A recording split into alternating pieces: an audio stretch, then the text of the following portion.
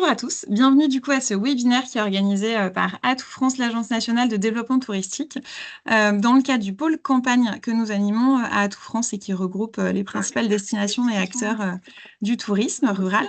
Et ce webinaire est co-organisé aujourd'hui avec les chambres d'agriculture France, bienvenue à la ferme. Et le concours ils sont en force aujourd'hui avec nous, toutes les chambres, de nombreuses chambres d'agriculture locales qui sont présentes et que nous remercions. Donc avec Chambre d'agriculture France, aujourd'hui, on a souhaité organiser ce webinaire pour creuser en quoi la restauration rurale est un nouveau levier d'activité pour les campagnes françaises, dans un contexte très concurrentiel, on le sait, où d'autres destinations concurrentes de la France investissent sur ces actifs de restauration et de gastronomie. Alors déjà, merci à toute l'équipe qui a œuvré pour l'organisation de ce webinaire. Avec moi, alors, Colline Martin, des Chambres d'agriculture France, Maëlle Lambert, Mathilde Serre et Corinne Taraba pour Atout France. Alors, on aura un temps spécifique de questions-réponses qui aura lieu à la fin du webinaire. On a un chat qui est aussi en fonctionnement, donc n'hésitez pas, si vous avez des questions au fur et à mesure, à les poser dans le chat. Et puis, on pourra les relayer aux intervenants. Ce webinaire est enregistré, il y a un replay qui sera disponible à l'issue des échanges et les micros des participants sont n'hésitez pas à couper vos micros pour chacun participant et intervenant, ce qui permettra d'avoir un son qui sera plus fluide. Il me semble qu'on a eu quelques petits soucis de son au départ, mais ça devrait être résolu. Voilà, merci, super. Alors, quelques données en préambule, en cadrage un peu sur la restauration en milieu rural et l'agritourisme. Alors, on le sait, hein, en milieu rural et aussi ailleurs, en milieu urbain également, restauration, gastronomie, ce sont des composantes essentielles d'un séjour touristique qui participent à l'attractivité des destinations, à l'expérience vécue au cours du séjour. Et au niveau du tourisme rural, on constate là depuis quelques années un vrai rééquilibrage du tourisme français des villes vers les campagnes, une vraie transition aussi des attentes des clientèles, avec notamment depuis la pandémie du Covid, des zones rurales qui gagnent en part de marché en nuitées touristiques par rapport aux villes. Et on a vraiment une appétence des clientèles aujourd'hui françaises et internationales vers les campagnes. Et on constate en nombre de nuitées annuelles que les territoires ruraux résistent mieux à la crise, à la baisse des fréquentations que les grandes métropoles et les territoires urbains. Et du coup, dans ce contexte, l'agritourisme n'est plus une activité marginale comme elle a pu être à une époque pour les campagnes, mais devient un véritable levier de croissance pour les territoires ruraux et pour le monde rural. Alors aujourd'hui sur l'agritourisme, Colline Martin de Chambre d'agriculture France le détaillera plus en détail dans son intervention, mais on a 9 700 exploitations qui sont diversifiées en France. L'agritourisme aujourd'hui, c'est en moyenne 30% du chiffre d'affaires des exploitations qui s'y consacrent, ce qui constitue une sécurité financière et un apport de trésorerie supplémentaire en direct pour les producteurs. Et un projet agritouristique, c'est en moyenne 1,1 ETP, donc équivalent temps plein en emploi par exploitation. Donc, c'est des besoins d'emploi supplémentaires et un surcroît d'activité. Les offres d'agritourisme aujourd'hui, on les entend majoritairement dans les produits d'hébergement, de restauration, sachant que la restauration, c'est le deuxième pilier de l'agritourisme après l'hébergement, mais c'est le pilier qui connaît la plus forte innovation là ces dernières années dans les usages et les produits, avec des nouveaux produits qu'on dévoilera tout à l'heure, mais qui sont couplés à l'hébergement, à la petite restauration, des pique-niques, des goûters à la ferme. On a aussi le manger fermier avec des agriculteurs qui vendent leurs produits en circuit court. Alors voilà, ces offres aujourd'hui de restauration et d'agritourisme, elles permettent d'offrir de nouvelles perspectives pour le tourisme rural et de pallier aussi au manque d'offres de restauration locale, notamment avec quand on voit des baisses d'activité de restaurants, des restaurants qui peuvent être fermés en jour férié ou en dimanche, ou alors tout simplement des petits commerces en zone rurale qui ferment, et donc une baisse d'offres de restauration qui n'est plus à la hauteur des attentes des clientèles. Donc toutes les offres qu'on va développer aujourd'hui, qu'on va vous présenter, permettront de lever le voile sur ces nouvelles attentes et ces nouvelles pratiques. Alors, en termes d'intervenants, aujourd'hui, nous avons la chance d'avoir des intervenants de qualité et en nombre. On commencera avec Colline Martin, qui est chargée d'études agritourisme aux Chambres d'agriculture France. qui détaillera le poids économique et stratégique de l'agritourisme avec des éléments de contexte. Ensuite, on aura deux interventions conjointes qui présenteront des données sur les valeurs produits, l'expérience client, la création de nouveaux concepts, avec Séverine Mounier, conseillère d'agritourisme et bienvenue à la ferme à la Chambre d'agriculture de la Drôme, ainsi que Émilie Burla, conseillère œnotourisme et agritourisme à la Chambre d'agriculture de la Marne. Et Émilie interviendra en binôme avec Valentin Paty, vigneron de Champagne-Paty. Et puis, en troisième partie de ce webinaire, on aura tout un focus consacré à l'innovation et notamment à l'innovation dans des offres de restauration plus autonomes, plus automatiques, avec notamment des casiers, des distributeurs automatiques avec Clémence Jacquet, conseillère diversification à la Chambre d'agriculture de l'Aisne. Également Anne Manac, conseillère des circuits courts à la Chambre d'agriculture de Normandie, qui sera en binôme avec Anne-Sophie Simon, qui est co-gérante de la ferme de Lille et qui viendra nous présenter, elle, son activité de ferme avec les casiers en plus. Et enfin, pour finir, Jean-Baptiste Delefoli, qui est directeur commercial chez le Casier français. Donc un programme riche et varié. Je vais laisser la parole tout de suite à Colline Martin, donc chargée d'études agritourisme aux chambres d'agriculture France, qui nous présentera la structuration des chambres d'agriculture, le réseau Bienvenue à la ferme et qui proposera une définition de l'agritourisme avec quelques éléments stratégiques pour l'agritourisme en France. Colline, c'est à toi. Merci beaucoup, Gabrielle. Merci encore pour ce webinaire. Bonjour à tous. Alors oui, en effet, moi je suis Colline Martin, je suis chargée d'études agritourisme pour les chambres d'agriculture. Et donc, pour que vous ayez une vision un peu complète de qui nous sommes dans les chambres de l'agriculture, ce que nous faisons et quel est le lien avec ce webinaire, je vais commencer du coup par vous présenter notre structure. Donc, les chambres de l'agriculture, on est 100 établissements, 86 chambres départementales, 13 chambres régionales et une tête de réseau pour laquelle je travaille, Chambre d'agriculture France, qui vient regrouper toutes ces entités. Les chambres d'agriculture, c'est des institutions professionnelles. Elles sont reconnues par la loi comme un établissement public. Elles ont la particularité d'être pilotées par des élus professionnels, donc des agriculteurs, qui représentent les principaux acteurs du secteur agricole, rural et forestier. Une autre spécificité, c'est que les chambres bénéficient d'une autonomie administrative, mais sont soumises à la tutelle des pouvoirs publics. Donc, c'est un statut assez particulier.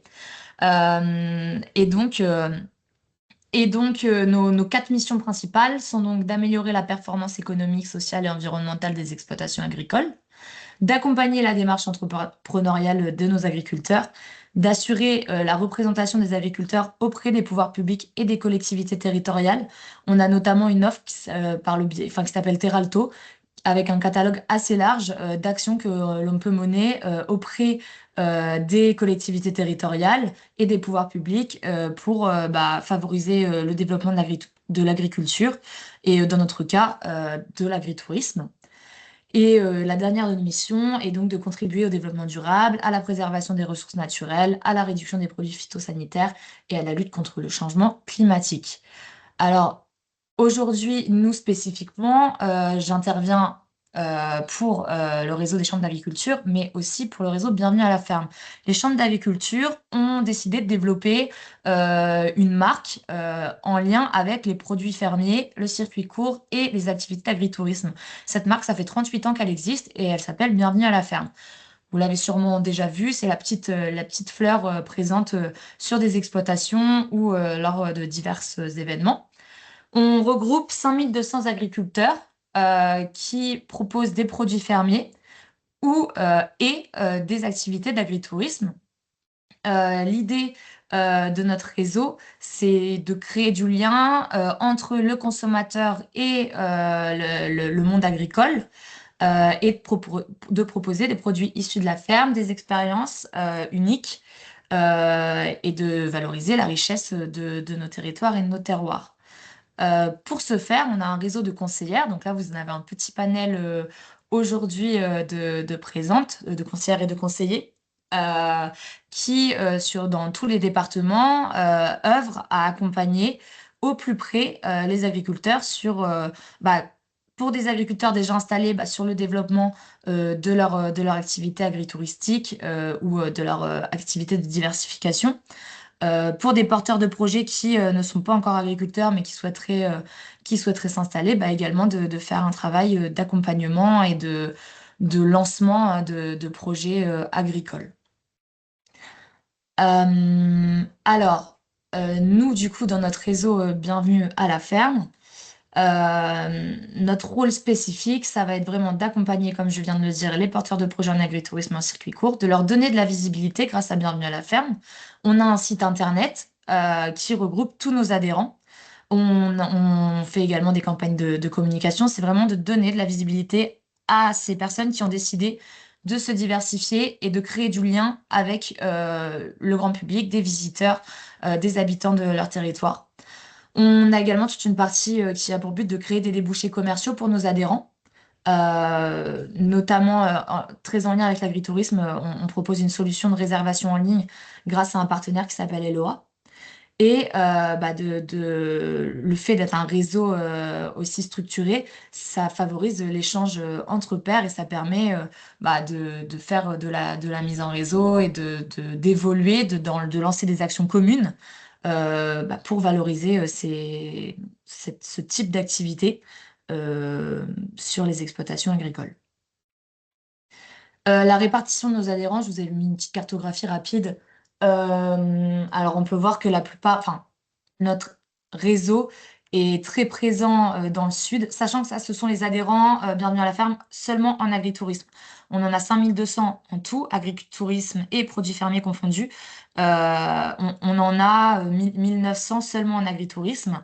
Et donc ça, c'est la répartition de ces 1900 adhérents avec une grosse majorité du coup dans les régions sud, ce qui s'explique notamment par le fait que ce sont les régions, les plus grosses régions agricoles en France, et qui s'avèrent être en plus des bassins touristiques assez importants. Voilà. Euh, pour nous, au sein des chambres de l'agriculture et de Bienvenue à la ferme, il est important de poser une définition qui est parfois, enfin, dont on peine parfois à trouver ce qu'il a décrit. L'agritourisme, ce sont des ventes directes à la ferme, mais aussi des séjours en immersion dans les exploitations agricoles, des échanges avec les professionnels pour découvrir ou redécouvrir l'agriculture française, euh, le temps d'une demi-journée, d'un week-end, d'une journée ou plus. Chez nous, ce qui est important pour nous de mettre en avant, c'est que l'agritourisme est une activité qui vient en plus d'une activité agricole. Elle vient se greffer à une exploitation qui est déjà en activité.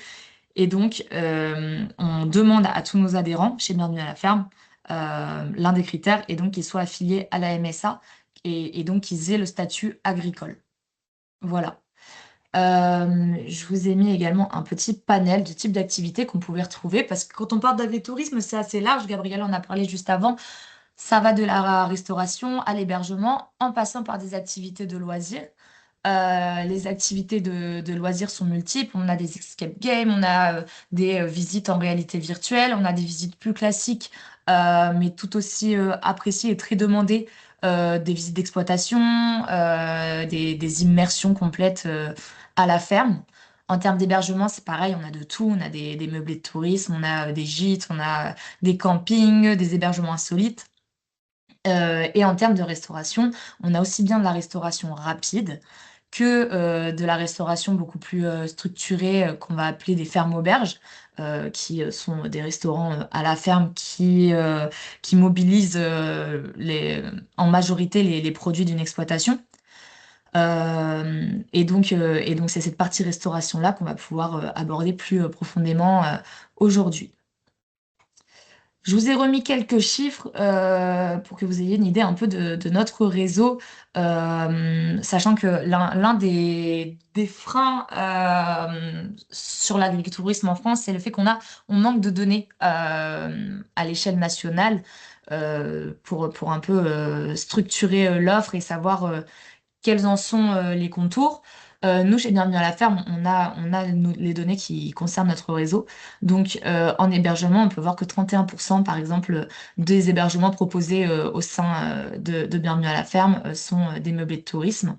Euh, pour le loisir et les découvertes, 33% sont des fermes découvertes. Donc, fermes découvertes, ce sont des fermes qui proposent des activités de loisirs. Enfin, c'est plein de types d'activités différentes que l'on peut faire sur sur une exploitation, pardon. En restauration, on a 8% de notre réseau c'est pas la part essentielle de notre réseau, elle n'est pas la plus développée, mais on va avoir 8% en petite restauration, 7% en ferme auberge et 8% en table d'hôte. Et de plus en plus, on a des prestations de traiteurs ou de location de salles qui se développent ces dernières années. Les enjeux de l'agritourisme sont multiples. Je trouvais important de vous refaire un petit point sur quels sont les enjeux pour les territoires. Lorsque on soutient des activités d'agritourisme, on va permettre de développer un territoire en zone rurale. Donc ça va passer par le biais de marchés.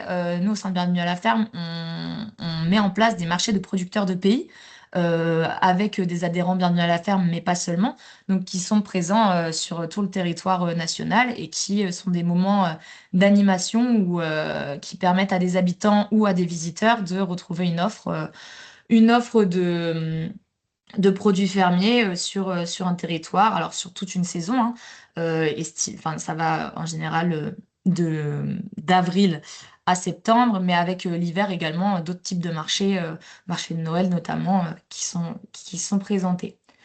L'agritourisme, ça va aussi permettre de désengorger les zones à forte affluence touristique et ça va surtout participer à la création de nouveaux paradigmes en termes de voyage et de vacances. Là où jusque-là, il y a énormément de voyageurs qui se dirigent vers des destinations littorales ou urbaines, et ben, l'agritourisme vient permettre de créer de nouveaux imaginaires, de nouvelles possibilités avec des offres en campagne et en territoire rural. Les enjeux pour les agriculteurs, eux, sont multiples. Le premier, ça va être de se dégager un revenu supplémentaire. C'est celui auquel on pense en priorité. Et c'est un peu le nerf de la guerre. Mais il y en a d'autres. Ça permet aussi de favoriser un lien entre le producteur et le consommateur, de permettre à un consommateur d'avoir une vision plus globale sur ce qu'il va retrouver dans son assiette, de savoir comment sont produits bah, les aliments qu'il consomme au quotidien. Ça permet également de lutter contre l'isolement des agriculteurs et des exploitants. Et ça valorise également un patrimoine bâti et un savoir-faire ancestral. Ça va être le moment de découvrir en effet des méthodes de production, des savoir-faire présents dans le monde agricole. Les limites que l'on peut identifier et qui ont été identifiées ces dernières années, ça va être surtout à la mise en place des projets agritouristiques. On va avoir des freins liés à l'urbanisme. La plupart des projets touristiques, agritouristiques sont en zone rurale et donc répondent en zone agricole même et répondent à des lois et à des réglementations urbanistiques qui parfois peuvent être un frein. Une autre des limites identifiées, ça va être la mobilité en zone rurale. Une fois que le visiteur va empêcher un visiteur de se, d'aller en destination campagne. Euh, et la dernière des limites identifiées va être le manque de financement des projets. La filière l'agritourisme tend à se développer, mais c'est des projets qui sont coûteux et qui parfois bah, ont du mal à voir le jour pour des soucis de financement et de trésorerie. Donc voilà pour le tour un peu de qui sont les chambres de l'agriculture, bienvenue à la ferme, quel est notre rôle. Et je vais donc laisser la parole à mes collègues en département qui, elles, agissent au plus près des agriculteurs au quotidien, qui, elles, ont l'expertise sur les sujets de restauration à la ferme et qui vont pouvoir vous présenter ce sujet-là. Voilà. Merci beaucoup, Colline. On le voit, l'agritourisme qui répond à des nouvelles attentes des clientèles en termes de ressourcement, de déconnexion, de slow, et voilà, qui peut participer à faire vivre les campagnes différemment, avec justement des offres de restauration insolites dont on va parler tout de suite. Alors justement, on va parler maintenant d'expérience client, de nouveaux produits, de nouveaux concepts. Je vais laisser la parole à Séverine Mounier, conseillère agritourisme et bienvenue à la ferme à la Chambre d'agriculture de la Drôme, qui va nous présenter les résultats d'une étude sur les nouvelles formes de restauration commerciale en espace rural qui a été menée conjointement par les chambres d'agriculture du Var, de l'Ardèche et de la Drôme. Et Séverine nous présentera aussi des exemples de nouveaux produits mis en place par des producteurs sur son territoire. Allez-y, Séverine. Alors, bonjour à tous. Donc, Séverine Mounier, moi, je suis conseillère agritourisme, donc Chambre d'agriculture de la Drôme et animatrice Bienvenue à la ferme. Donc, je vais vous présenter, on va dire, je vais d'abord vous partager les deux projets sur lesquels je travaille et j'ai participé. Donc, il y a une démarche de développement avec l'agri-œnotourisme en Drôme. Après, je vous parlerai, on va dire, donc d'une participation donc avec la Chambre d'agriculture du Var et de l'Ardèche sur les nouvelles formes de restauration. Et puis, je vous ferai voilà deux retours d'expérience d'adhérents. Donc, par rapport en fait au travail qu'on a fait sur la démarche de développement, en 2016, il y a une étude qui a été faite sur l'agritourisme dans la Drôme. Cette étude, on va dire, la Chambre d'agriculture, le département donc, de la Drôme et l'agence d'attractivité ont décidé de vraiment le porter à bras-le-corps. Et donc, ils ont signé une charte pour essayer que tout le monde travaille ensemble, le département, l'agence d'attractivité et la chambre d'agriculture comment dire, sur la thématique de l'agri-œnotourisme. Et du coup, ils ont impliqué aussi tous les réseaux d'agritourisme, que ce soit, on va dire, Bienvenue à la ferme, Accueil paysan, les CIVAM, les offices de tourisme, les syndicats, on va dire, par rapport à l'œnotourisme et tout ça. Donc, cette charte, en fait, pourquoi on va dire elle a été faite? Donc, c'était pour acter sur le travail partenarial sur le sujet de l'agritourisme, réaffirmer les objectifs stratégiques communs sur l'agritourisme, fixer les instances gouvernementales et de gouvernance, pardon, et clarifier le rôle de chacun. Donc, ce travail, en fait, nous a conduit, donc, chambre, réseau, à aller, on va dire, faire des fiches portraits à destination de tous les porteurs de projets. Donc, on est allé interviewer des agriculteurs qu'on connaissait, on va dire, de par nos bases, qui faisaient de l'agritourisme. Et on est allé les interviewer pour pouvoir, on va dire, faire ces fiches que vous pouvez voir à l'écran. Donc, on a fait 5 fiches sur la restauration, 5 fiches sur l'hébergement et 4 fiches, pardon, sur l'accueil de loisirs et pédagogique. Donc, ça, c'est un travail qu'on a fait en 2018. Après, en 2020, on a continué à travailler ensemble, hein. On va dire, voilà, on fait plein de choses ensemble. Donc, c'est vrai que c'est pratique parce que, je veux dire, on n'est pas tout seul dans notre coin. On a les autres réseaux qui sont avec nous. Donc, en 2020, on a travaillé sur le document que vous voyez à l'écran. Donc, c'est un document qui fait 8 pages. Et donc, c'est en fait une ressource sur toutes les généralités de l'agritourisme et les spécificités par activité. Donc, à l'intérieur, en fait, vous retrouvez tout ce qu'il faut faire, on va dire, si vous voulez faire de la restauration, ce qu'il faut faire et les conseils pratiques et les formations sur tout ce qui est pour l'hébergement et ainsi de suite. Entre 2022 et 2023, on a continué, on va dire, et on a fait des vidéos portraits. C'est le même principe, sauf qu'on l'a fait sous un autre format, donc avec des vidéos. Donc, il y a eu 5 vidéos qui ont été faites avec différentes thématiques. Et puis en 2024, on va dire, ben voilà, hein, comment dire, le comité de gouvernance, ils ont décidé qu'il fallait continuer notre travail. Donc, on a refait des fiches portraits. Donc, on a fait 3 nouvelles fiches pour la restauration, 3 pour l'hébergement et 4 pour l'accueil. Voilà. Donc, toutes ces fiches, en fait, elles sont distribuées ou accessibles via les liens Internet que vous avez là sur les diapos. Donc, vous pouvez les retrouver sur le site de Drop-Sema Nature, donc l'agence d'attractivité, parce que eux, ils ont régulièrement, on va dire, des personnes qui les sollicitent pour avoir des informations sur l'agritourisme. Donc, nous, à la Chambre d'agriculture, on les diffuse par le point accueil installation, les rendez-vous individuels qu'on peut faire, on va dire, avec des porteurs de projets. Des formations qu'on fait aussi sur l'agritourisme, une formation, on va dire, que j'anime sur 2 jours. Et elles sont aussi donc disponibles sur le site des CIVAM.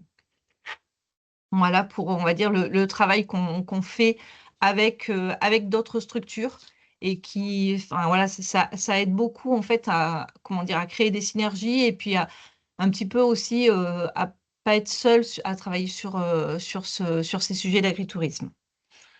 Après, en 2023, donc, j'ai travaillé avec la Chambre de l'Ardèche et du Var, donc, qui était la chambre pilote, sur des livrables qui sont destinés uniquement, on va dire, aux conseillers chambre et, on va dire, aux élus chambre. Donc, sur ce projet FNSP2, la nouvelle forme de restauration, il y a eu une étude sur les nouvelles formes de restauration commerciale et des fiches techniques, on va dire, réglementaires qui sont venues, on va dire, compléter le guide agritourisme qui était déjà existant. Donc, on a fait, on va dire, des fiches sur les repas dans un lieu insolite, sur les food trucks, sur la restauration en plein air type guinguette, sur les auberges collectives et les offres créatives, accords mets et boissons, offres végétales et les brunchs et finger food. Voilà. Donc, dans cette étude, en fait, il y avait 5 parties. Donc, il y avait qu'est-ce que ça apportait pour le territoire, quelles étaient les attentes, on va dire, des consommateurs sur la restauration, les tendances donc sur l'alimentation en restauration commerciale, l'innovation portée par la restauration commerciale et la restauration à la ferme pour les adhérents bienvenus à la ferme. Donc, ce qu'on a, on va dire, trouvé dans cette étude, donc, ce sont les attentes des consommateurs. Et voilà, on se rend compte que les attentes, on va dire, évoluent en fonction, on va dire, des années, hein, que maintenant, on n'a pas tout à fait la même façon de sortir ou d'aller se restaurer qu'avant. Donc, les ententes qu'on a, on va dire, définies, c'était mieux manger, pas forcément plus, mais voilà, avoir, on va dire, le lien avec la qualité des produits, de savoir ce qu'on mangeait, les produits locaux et les circuits de proximité, sortir moins souvent, mais pour vivre, on va dire, quelque chose. Donc, enfin, voilà, c'est vraiment les nouvelles tendances, voilà, par rapport à l'agritourisme, ce qu'on voit qui se développe à Bienvenue à la ferme. C'est par exemple aller pique-niquer au milieu des vignes, aller, on va dire, dans un lieu qui est un peu plus insolite. Enfin voilà, toutes les choses, en fait, aller manger, mais en vivant une expérience. Après, donc, il y a les nouvelles formes de restauration, on va dire, hybrides, des formats adaptés à son rythme. Ça veut dire que, voilà, enfin, on voit que le brunch aussi, c'est pas mal développé.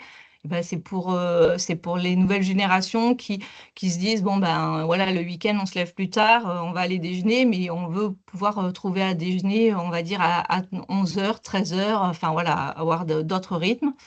Et puis, une offre végétale où, comment dire, voilà, c'est pas parce qu'on est végétarien qu'il faut, on va dire, comment dire, avoir quelque chose, enfin, comment je l'avais noté, une, euh, une offre, enfin, punitive.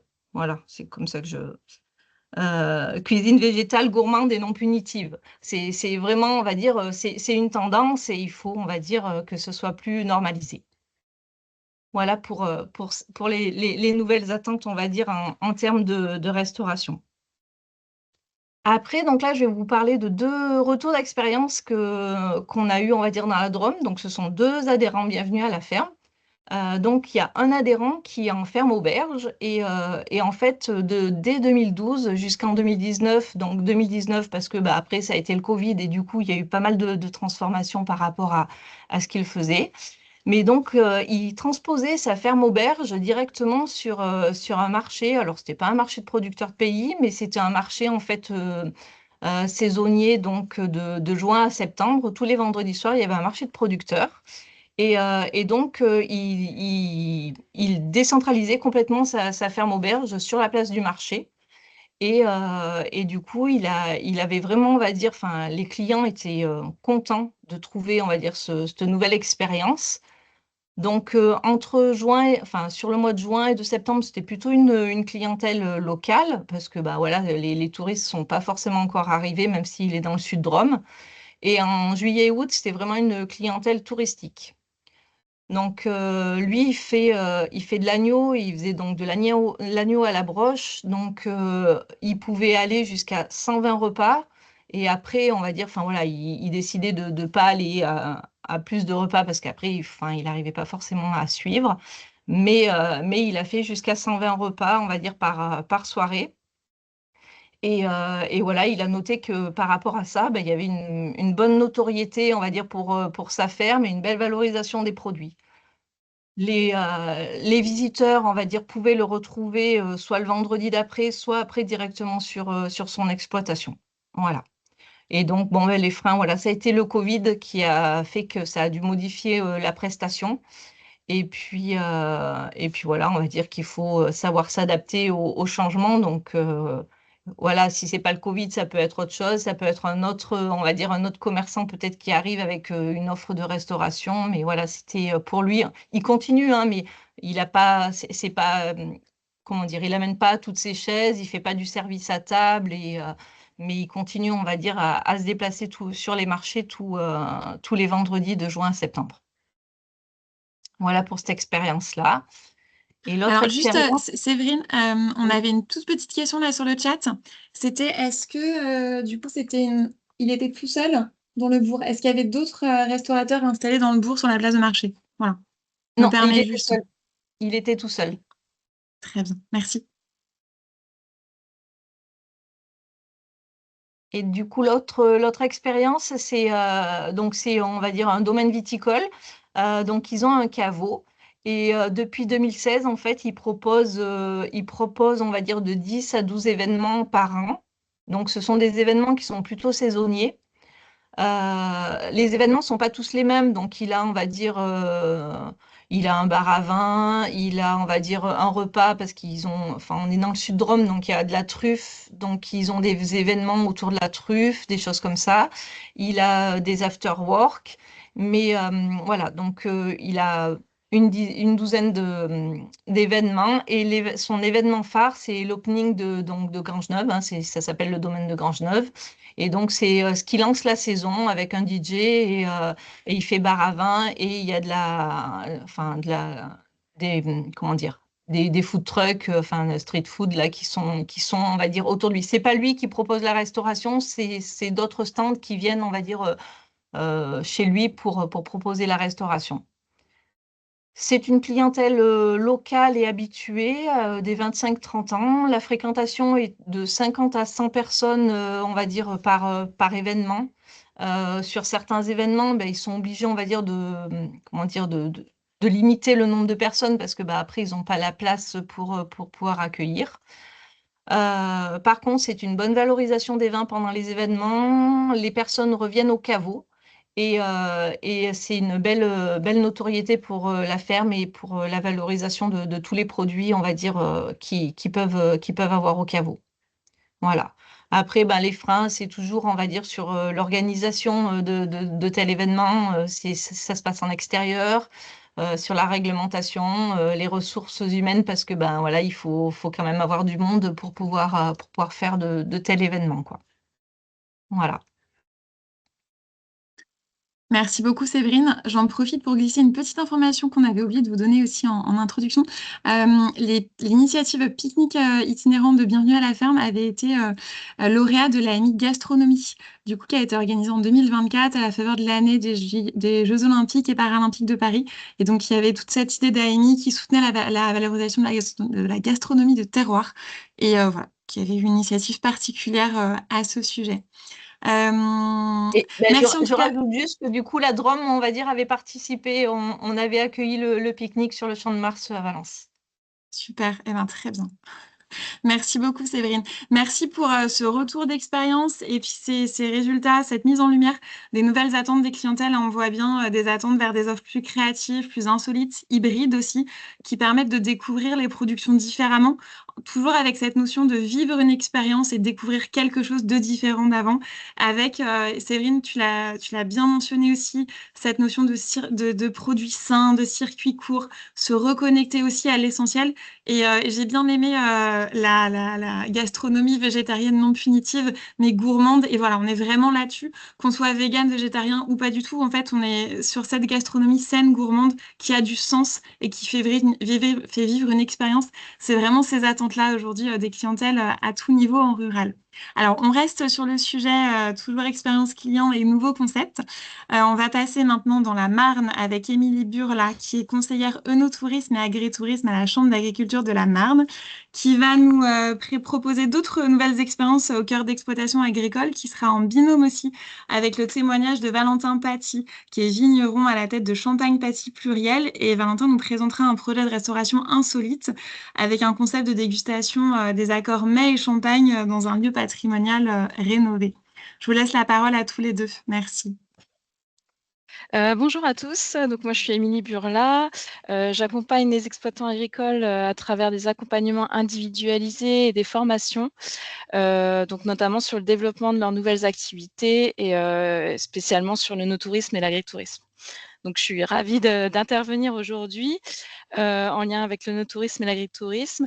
L'objectif de cette séquence, ça va être aussi de vous partager comment on accompagne les exploitants dans la création d'expériences de restauration attractives et authentiques et comment on les aide à valoriser leurs produits, leur territoire et leur savoir-faire. Pour cela, comme il a été dit avant, pour illustrer concrètement cette démarche, on aura le témoignage de Valentin Paty, qui vient de créer une expérience sono-touristique sur son domaine. Il vous en parlera un peu plus après. Ok.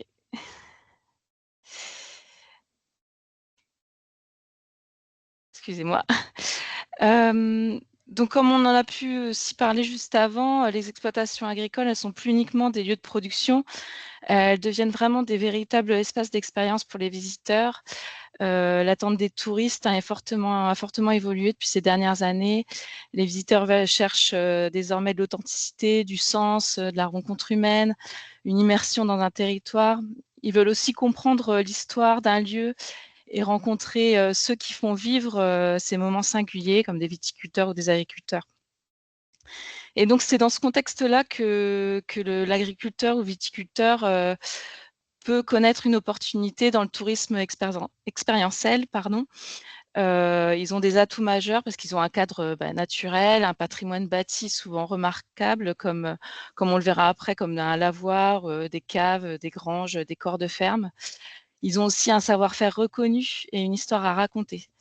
Donc, ces éléments constituent vraiment une base idéale pour développer une offre touristique avec de la valeur ajoutée. Pour les exploitants agricoles, ces projets représentent un enjeu stratégique. On en a parlé pour diversifier leurs sources de revenus dans un contexte économique qui est parfois difficile et qui l'est de plus en plus. Ça leur permet aussi de valoriser leur patrimoine existant quand ils rénovent un lavoir, une cave, un corps de ferme, et aussi de renforcer l'attractivité du territoire. Et ils proposent une expérience différenciante qui permet aussi de fidéliser leur clientèle, de la renouveler.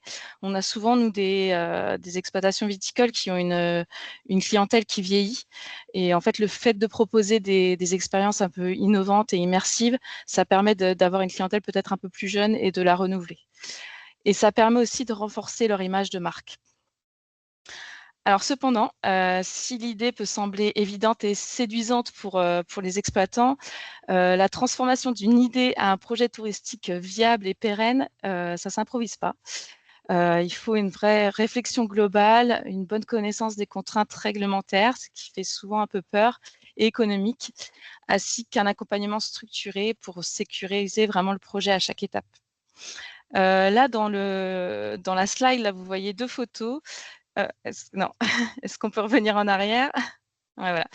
Donc là, ce sont des viticultrices, Anne-Sophie Lagache et Anaë Tellou du Champagne Jean Lagache, qui se trouvent à Heuilly. Alors elles ont créé un bar à vin et champagne dans leur maison familiale.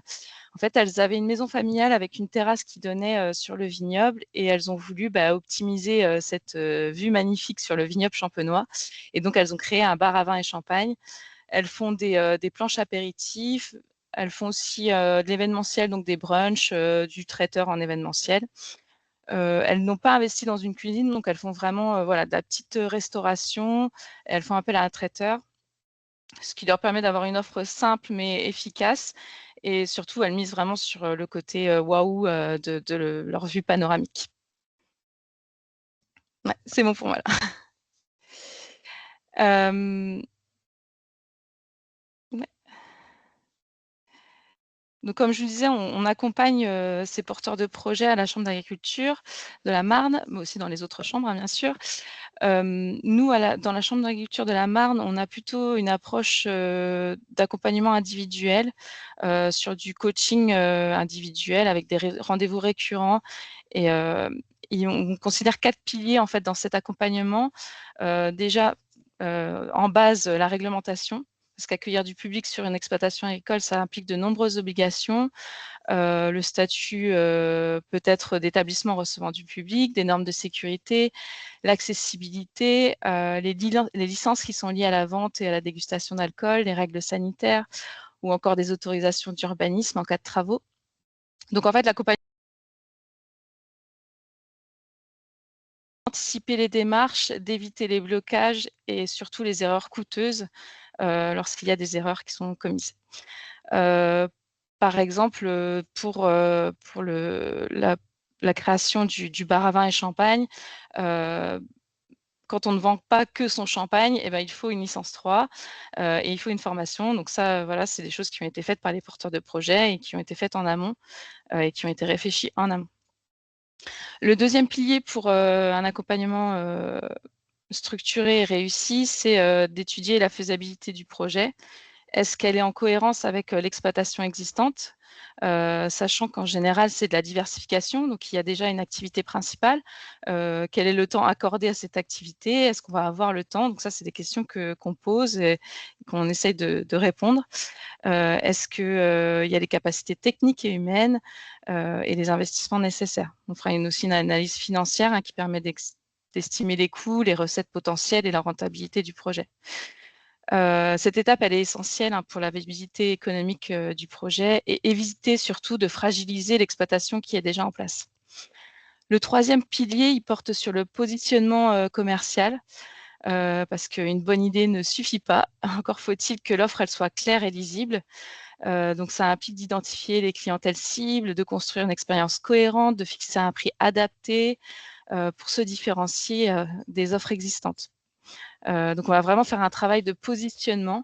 On me pose souvent la question de quel tarif je dois mettre, est-ce que c'est trop cher et moi, je dis toujours, ça dépend du positionnement. En fait, il faut vraiment travailler son positionnement. Est-ce qu'on est dans du haut? Il y a de toute demande, donc il faut savoir à qui on veut répondre. Et enfin, le quatrième pilier concerne la stratégie de développement sur les modes de commercialisation, les partenariats qu'on peut avoir avec les acteurs du tourisme, comme les offices du tourisme, les hébergeurs, quel réseau on met en place, et aussi travailler sur la communication et la visibilité du projet. Voilà, l'objectif, c'est d'avoir un accompagnement global pour sécuriser le projet et le pérenniser tout au long de sa vie.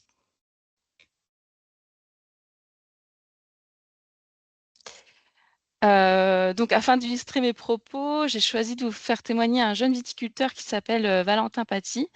Son projet consiste en la rénovation d'un ancien lavoir, qui est un élément patrimonial fort, qui est en plein cœur d'un vignoble, pour proposer une expérience mêlant dégustation de champagne et mets locaux. L'objectif est de créer un moment privilégié dans un lieu chargé d'histoire en lien direct avec le savoir-faire du viticulteur. Comme pour de nombreux projets, plusieurs enjeux se sont rapidement posés lorsque j'ai rencontré Valentin. Le premier concernait la réglementation, notamment l'accueil du public dans ce bâtiment ancien, l'accessibilité, les autorisations liées à la consommation d'alcool et de nourriture. Et le deuxième enjeu a été aussi la faisabilité économique, quel niveau d'investissement, quelle capacité d'accueil, quelle rentabilité. Et puis un autre point clé, ça a été aussi le positionnement commercial. Fallait-il proposer une offre au grand public ou plutôt quelque chose de confidentiel? Quel niveau de prix fixé pour valoriser à la fois le lieu, le produit et le temps du vigneron? Et enfin, la question de la commercialisation et de la visibilité était centrale. Comment se faire connaître et toucher la bonne clientèle? Donc, tout au long de cet accompagnement, qui est encore en cours, on a répondu à ces questions de manière structurée. Le cadre réglementaire a été clarifié. On a été aussi en contact avec la DDT sur tout le volet accessibilité, qui n'était pas chose facile parce que c'est un lavoir qui est en plein milieu d'un vignoble, donc qui est accessible par un chemin. Et puis, on a aussi validé la faisabilité économique, le positionnement aussi de l'expérience, plutôt en expérience qualitative sur réservation avec une capacité limitée, plutôt une expérience intimiste, on va dire. Donc, le résultat, c'est que le lavoir a ouvert ses portes il y a quelques temps avec une offre vraiment différenciante, cohérente et sécurisée. Et je vais laisser Valentin en parler parce qu'il saura mieux parler de son projet que moi. Valentin, est-ce que tu es là? Bonjour à tous, oui, je suis là. Donc voilà, quelques mots sur ce projet. On va dire que c'est un projet qui a commencé en 2024. Donc ça se situe à 400 mètres à pied du domaine principal, donc de nos caves. Comme beaucoup en Champagne, en tout cas, on avait une clientèle vieillissante avec une valorisation de nos bouteilles assez faible, en tout cas dans notre secteur. Et l'idée, c'était d'arriver à trouver des activités parallèles pour pouvoir rapporter un petit peu d'économie et de visibilité sur le produit. Donc, j'ai eu cette opportunité d'acheter cet ancien lavoir qui était complètement abandonné et qui a quand même une vue assez spectaculaire sur la vallée de la Marne. On a fait les rénovations nous-mêmes. Ça a été assez compliqué au début de comprendre vraiment comment j'allais pouvoir structurer les offres. J'avais plein d'idées qui me sont passées par la tête et vraiment l'idée de résidence pour moi me paraissait très pertinente parce qu'en fait c'est ça qui allait pouvoir m'apporter de la visibilité. C'est un lieu qui est quand même très reculé dans les vignes. Il n'y a pas forcément beaucoup de passages, enfin même pas du tout. Personne vient là spontanément. Donc je pense j'ai pensé dès le début que cette idée de résidence pouvait être pertinente pour pouvoir diffuser l'offre sur différents médias et aussi les résidents qui viennent sur place peuvent diffuser le lieu par leur réseau. Donc c'est ça qui était très Valentin, intéressant. est-ce que tu peux peut-être nous expliquer ton concept justement de résidence de chef? Parce que je ne l'ai Ouais. pas évoqué. Donc, Ouais, donc en fait, moi, j'ai pas du tout l'économie pour avoir un chef tout le temps. Donc ça, c'est quand même, c'était une problématique. Je peux pas payer un chef sans avoir de clients ou avoir 2 clients par 2 clients, c'était juste pas possible. Donc du coup, en fait, on a fait plusieurs offres. Il y a une offre de tapas, donc dégustation tapas, où là, il y a un traiteur qui vient nous préparer les matières premières. Il les stocke dans un frigo qui est sur place. Et moi, je mets en place les tapas avec la dégustation. Donc ça, c'est quelque chose que je peux gérer à mon échelle sans avoir de personnel supplémentaire. Et donc, en parallèle de ces offres tapas, de manière très événementielle, on va venir inviter des chefs en résidence, donc des chefs parisiens, des chefs même de l'étranger. Et l'idée, c'est vraiment d'arriver à mettre des mises en valeur d'un certain week-end ou d'une certaine semaine pour vraiment concentrer les réservations sur ce temps-là et pouvoir aussi donc utiliser la visibilité des chefs qui viennent d'ailleurs au bénéfice du lieu. Donc ça, c'est quelque chose, une programmation qui va se mettre en place dans le temps. Je pense faire entre 6 et 8 résidences par an à peu près. C'est qu'en saison, le lieu est ouvert de avril à octobre. Donc voilà, ça me permet d'avoir un chef et de proposer une cuisine très spécialisée et très bonne et très pointue sur certains moments, mais aussi d'avoir mes tapas qui me permettent de faire vivre le lieu en dehors de ces événements-là. Et donc pareil, moi j'ai un peu trop d'idées, on va dire. Je voulais aussi faire des résidences de designers en parallèle. Donc avoir par exemple un céramiste qui vienne travailler sur cette même idée de résidence sur une semaine. Et en fait, on vient faire des workshops avec donc un céramiste qui vient prélever des argiles sur nos parcelles et on vient vraiment expliquer aux gens comment est-ce qu'on travaille une matière brute en un objet. Donc c'est vraiment ce système-là qui me paraît pertinent dans ce lieu par rapport à la contrainte de pouvoir tout simplement payer aussi quelqu'un à temps complet pour gérer un lieu comme ça. C'est vraiment l'événementiel qui me paraissait cohérent. Je sais Valentin, pas est-ce que si. tu peux nous parler aussi de ta clientèle? Quel type de clientèle tu as? C'est la clientèle étrangère? Enfin, Donc en Champagne, on a quand même beaucoup de clientèle du Benelux, on a beaucoup d'Américains. Donc ça, c'est pareil. Comment arriver à... Parce que Instagram, mine de rien, c'est quand même un bon média pour les jeunes, mais en Champagne, il y a une petite clientèle jeune, mais c'est quand même majoritairement des personnes plus âgées qui n'ont pas Instagram. Donc comment arriver à montrer ce lieu sans Instagram, c'était un petit peu la complexité. Donc du coup, j'ai commencé à me rapprocher de tour operators, des offices du tourisme. Et j'attends de voir un petit peu les retours que ça va avoir. Mais enfin, je suis en cours là pour l'instant de diffuser l'offre. Donc je ne sais pas exactement où ça va être le plus efficace et le plus pertinent par rapport à ça, quoi. Je ne sais pas merci s'il Valentin. y Je a ne sais pas quelque chose s'il y que avait j'ai pas d'autres. précisé qui peut être intéressant par rapport au... Non, c'était très très clair. Merci Valentin pour ce retour d'expérience complet, pour ces idées foisonnantes également. On Merci vous souhaite Valentin. une belle saison en tout cas et plein de bonnes nouvelles expériences à venir. Émilie, il y avait encore une slide, c'est ça, je crois? Oui, je voulais juste conclure en fait. Donc voilà, en fait, juste pour conclure, de la nouveauté, oui, mais bon, il faut pas le faire seul, hein, parce qu'on se rend bien compte que c'est compliqué, qu'il y a plein de choses, de nouvelles idées, de nouvelles expériences à faire au cœur des exploitations agricoles, hein. C'est une réelle opportunité, mais ça nécessite une approche globale et méthodique, hein, pour réussir dans son projet et anticiper les contraintes réglementaires. Donc ça, on en a parlé plusieurs fois dans ce webinaire. Afin que le projet soit pérenne et voilà, et qu'il ne mette pas en péril l'exploitation existante. Voilà, c'est tout ce que j'avais à dire pour le moment. Parfait. Merci à tous les deux pour ce témoignage très complet. On voit bien l'importance de l'histoire à raconter, hein, comme Émilie le rappelait, le côté insolite, immersif, et un peu exclusif. Et ça demande un positionnement marketing réfléchi, un modèle économique aussi derrière. Merci en tout cas pour votre témoignage très inspirant, Merci. Valentin. Alors, oui, Valentin, il y avait une petite question sur le chat. Pourcentage de clientèle française et clientèle internationale? Est-ce que vous avez un peu Euh, des chiffres ou des Bah là, ça données? vient vraiment de commencer il y a Ok, un mois, donc je peux pas vraiment avoir de retour. Je dirais 50-50 en vrai. ok. 50% de Français, 50%, beaucoup de Belges et Hollandais.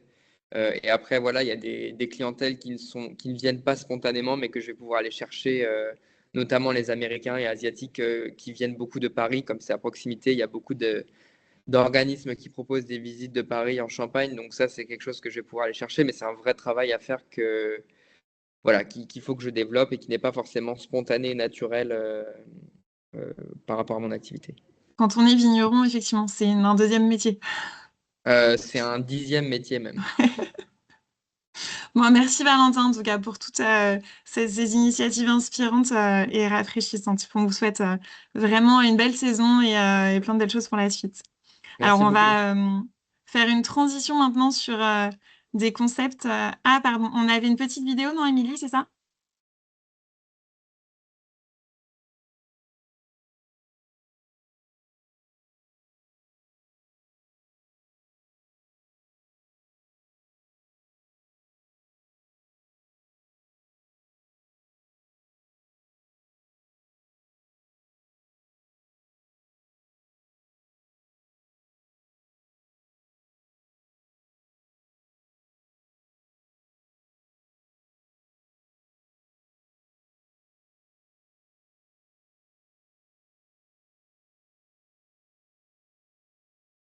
Et voilà, vous l'avez compris, bienvenue dans la Marne.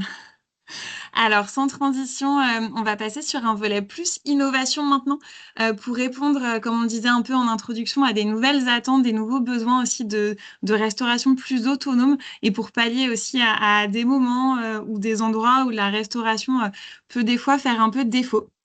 On va avoir un focus avec à 4 voies sur les casiers automatiques qui s'implantent aujourd'hui en milieu rural. Donc, on aura pour commencer Clémence Jacquet, qui est conseillère diversification à la Chambre d'agriculture de l'Aisne, qui va nous présenter les résultats d'une étude qui a été menée par les chambres d'agriculture des Hauts-de-France sur les distributeurs automatiques de produits locaux et qui va aussi nous présenter des recommandations pour faire les bons choix pour implanter des casiers et des distributeurs automatiques. Allez-y, Clémence.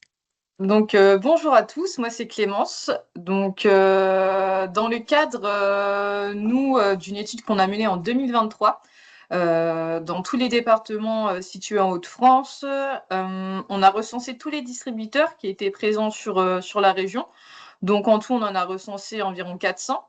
Et après, on a mené des enquêtes directement auprès des agriculteurs, par téléphone ou en présentiel, pour justement, dans un objectif d'avoir des données économiques, mais aussi techniques, réglementaires, pour justement produire un livrable à destination des agriculteurs qui se posent des questions avant de se lancer dans un distributeur automatique et un peu avoir les points de vigilance à considérer, voilà, qu'ils ne se lancent pas un peu dans le vide et qu'ils aient un petit peu dans leurs mains des certains points. Donc pour les points à considérer avant de choisir, nous, on a récolté comme données ce qui nous semblait important, notamment sur le type de module selon le produit, si ça va être des cases ventilées ou réfrigérées ou alors congelées. Ce qui nous semblait important aussi, ça va être l'emplacement du distributeur automatique. Est-ce qu'il faut construire un local dédié pour accueillir les distributeurs? Est-ce qu'il faut un permis de construire, une autorisation de voirie ou une déclaration, une simple déclaration de travaux? Voilà, tout le côté un peu urbanisme à avoir. Un point aussi sur le moyen de paiement. On voit de moins en moins de distributeurs qui proposent uniquement le paiement en espèces, pour plusieurs raisons. Les consommateurs payent de moins en moins en espèces, et puis aussi pour éviter les actes de vandalisme aussi. Le service après-vente, est-ce que le fournisseur choisi en possède un? Est-ce qu'il est réactif? Un point important aussi sur la notion du temps de travail. Occasionnellement, les agriculteurs pensent qu'installer un distributeur va faire gagner du temps parce que il n'est pas derrière la caisse dans un local de vente, mais finalement, ça demande du temps, on le verra après. La sécurisation des casiers. Il y a certains fournisseurs maintenant qui ont des systèmes d'anti-effraction, par exemple. Est-ce qu'on met des horaires d'ouverture dans le distributeur? Est-ce qu'on le laisse ouvert H24? C'est des questions à se poser aussi. Et puis, bien estimer le nombre de cases parce qu'il y aura des conséquences sur le temps de travail aussi derrière. En général, les agriculteurs peuvent sous-estimer le nombre de cases et finalement se rendre compte qu'ils pouvaient mettre tel ou tel produit, enfin augmenter la gamme de produits, ce qui fera augmenter du coup derrière le panier moyen. Donc ça nécessite après l'installation d'un nouveau module, donc ça bien prendre aussi en compte avant l'installation.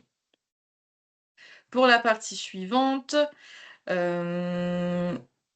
le temps dédié à la gestion du distributeur automatique. Alors, il faut savoir que tous les agriculteurs, donc quand on a mené nos enquêtes, nos 40 enquêtes, tous les agriculteurs passent en moyenne 5 heures par semaine pour le voyage. Sur le graphique, qui nous montre voilà, qu'il y en a 37% qui y passent finalement plus de 20 heures. Et souvent, ils font appel à une aide familiale ou conjointe. Et parfois, pour des gros distributeurs, il y a un salarié qui est dédié pour la gestion du distributeur. Petit point de vigilance aussi sur le local de stockage. On se rend compte que si il est loin de la ferme, si l'agriculteur doit prendre sa voiture pour pour le réapprovisionner, ça va être une perte de temps, mais aussi économiquement parlant. Donc l'idéal, c'est qu'il y ait un local de stockage accolé au distributeur. Et on se rend compte aussi que plus de 77% des agriculteurs font du réassort plusieurs fois par jour. Et souvent, c'est ceux qui ont plus de 40 cases.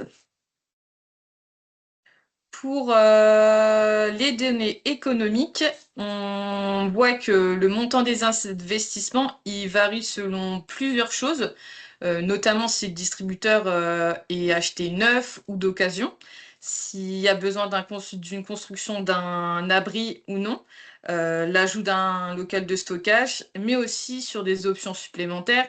Est-ce que il va y avoir l'installation de cases réfrigérées, de cases à double fond selon le fournisseur choisi, et une installation de la vidéosurveillance. Le retour sur investissement, il varie aussi selon s'il y a eu un prêt. On a estimé que le panier moyen d'un client se situe entre 5 € et 10 € selon la gamme de produits.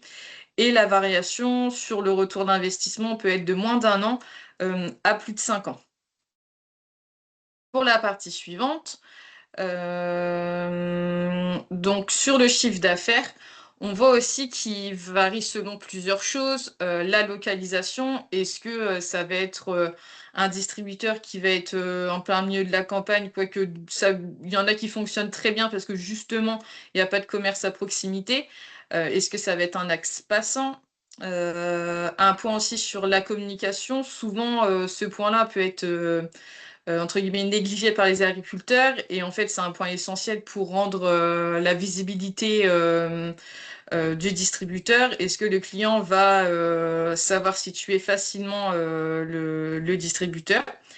La gamme de produits, est-ce que ça va être plutôt du produit frais ou du produit brut? Ça va influencer aussi notamment sur le panier moyen du client. Ce qui peut faire varier aussi, on s'est rendu compte que quand on a fait nos recensements du distributeur, au niveau de l'aspect des produits, la fraîcheur, la présentation des produits, le manque d'éclairage aussi peut finalement peut finalement faire à l'agriculteur qu'il va louper des ventes parce que ces produits sont pas très bien présentés. L'accessibilité aussi est importante. On se rend compte que des distributeurs qui sont sur des axes passants, mais qu'on n'arrive pas à bien se garer en toute sécurité, ça peut faire louper des ventes aussi. Et puis la rapidité du réassort, c'est vrai que rien n'est plus frustrant on rentre dans le distributeur et finalement on n'a pas le produit qu'on veut parce qu'il en manque un. Donc ça, l'agriculteur doit être vigilant aussi dessus. Et enfin, pour finir, nous, en Hauts-de-France, on a des dispositifs de subvention qui existent, que ce soit à échelle départementale, régionale ou alors européen. Et il y a plus de 60% des agriculteurs qui ont pu bénéficier d'aides pour l'installation de leurs distributeurs. Voilà pour ma partie. Merci beaucoup Clémence pour cet éclairage très technique et économique sur le sujet. On en retient un panier moyen de 5 à 10 euros. On voit aussi que c'est des apports de trésorerie vraiment supplémentaires, ces casiers, dès lors qu'ils sont bien positionnés, bien réassortis, bien gérés, qu'ils ont été anticipés aussi et conçus dans une offre globale au niveau de la production. On voit un retour sur investissement qui est plus ou moins rapide selon les contraintes et les prêts qui ont pu être pris avant. Et par contre, ça demande de la flexibilité de la part de l'exploitant. Et surtout, tu le disais, en termes de temps, c'est 5 heures par semaine de surcroît d'activité et du coup, l'appel à un tiers. Donc, une organisation quand même à anticiper en amont voilà, et à organiser au niveau de la production. Merci beaucoup. Et alors, en complément, Anne Anne Manac, qui est conseillère circuit court à la Chambre d'agriculture de Normandie, qui va rebondir sur ces conditions d'implantation et des réussites des distributeurs automatiques et qui interviendra avec le témoignage en binôme, le témoignage de terrain de Anne-Sophie Simon, qui est co-gérante de la ferme de Lille, qui gère elle aussi une partie de sa distribution des produits de sa ferme dans des distributeurs automatiques, qui va pouvoir nous exposer d'elle-même les freins, les contraintes, les difficultés, les opportunités, les clés de réussite d'un tel projet. Je vous laisse la parole à toutes les deux. Merci beaucoup. Bonjour, donc Anne Malac, conseillère circuit court pour les chambres d'agriculture de Normandie. Donc j'accompagne les agriculteurs et porteurs de projets dans leurs projets ou activités de transformation à la ferme et de commercialisation en circuit court sur toutes les filières. Donc moi je voulais, en complément de ce que Clémence vous a présenté, faire un petit focus sur des éléments réglementaires à prendre en compte pour l'installation des distributeurs automatiques. Puisqu'on ne peut pas faire ce qu'on veut et ça demande quand même certaines contraintes bien spécifiques. Donc Clémence vous a a évoqué des questions d'urbanisme, hein. Par exemple, si on est en zone agricole, on peut pas, il faut des bâtiments, que ce soit des bâtiments nécessaires à l'exploitation agricole, notamment s'il y a de l'achat-revente. Ça peut parfois poser des soucis pour pouvoir avoir des autorisations d'urbanisme. Si on est en zone littorale, c'est pas forcément simple de pouvoir installer de tels bâtiments.